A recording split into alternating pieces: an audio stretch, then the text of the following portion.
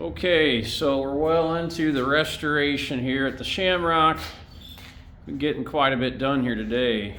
Most importantly, we got the big, huge dryer installed today, and that was quite a feat. There was a lot of things dependent on this dryer that had to happen.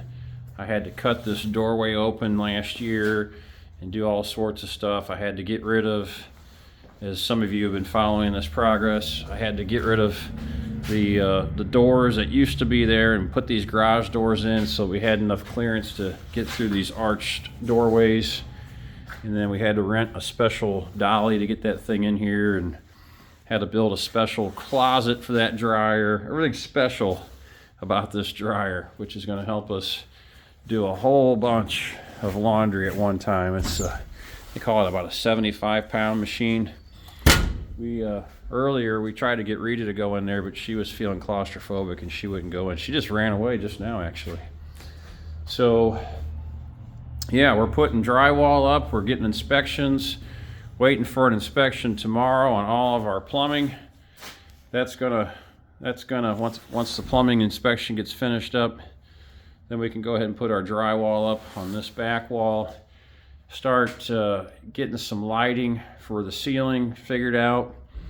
And speaking of ceiling, we dropped the ceiling because there was a multitude of rooms going on here in this area, and so nothing was square, nothing was level or even. So we're dropping the ceiling in here. We're gonna have to hang drywall on that, get that all taped up and mudded.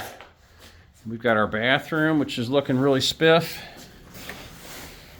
I mean, that's pretty cool. We got a bathroom with walls. We even have a sink with running water. We don't have hot water yet, but it's coming soon.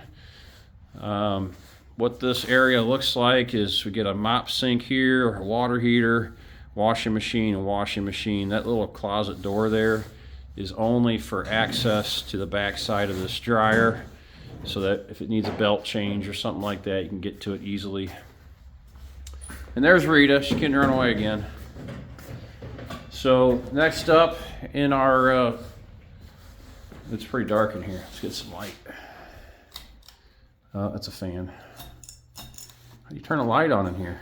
There it goes. So this room, this was formerly the kitchen, and that is going to be our little museum room slash gift shop. And so we're going to be covering that. I'm going to turn this fan down before it takes off. We're going to be covering that with drywall. There used to be a doorway there. Covering all this with new drywall. And that used to be a doorway there. We're going to brick that in, cover that up. And then we're still debating on what this room looks like as far as fixtures and shelves and doors and stuff like that. So we shall see, get to that point later. But yeah, just kind of cooking along here. And we got a cold spell coming, so that might put a little damper on things. And then we got Thanksgiving coming as well, which also may slow us down. But overall, we've made a lot of good progress, right? Absolutely. Yeah. Shaping up. Yep. We had a plumber come out, a good plumber this time. I had a not so, there's Jamie. There's the guy doing most of the work. Look at that beautiful neon, folks. Isn't that something? It just keeps your spirits up every time you see this place. Nice glow of the stone and the terracotta sidewalks. But we're having to redo, you can't really see, it's dark.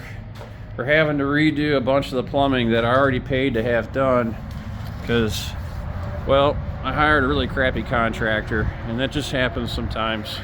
But fortunately enough, we're able to catch the things before we literally put them in concrete and stone.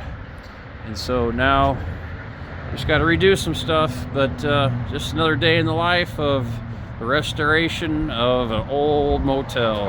All right, make sure you share the video, subscribe, and I'll see you guys down the road.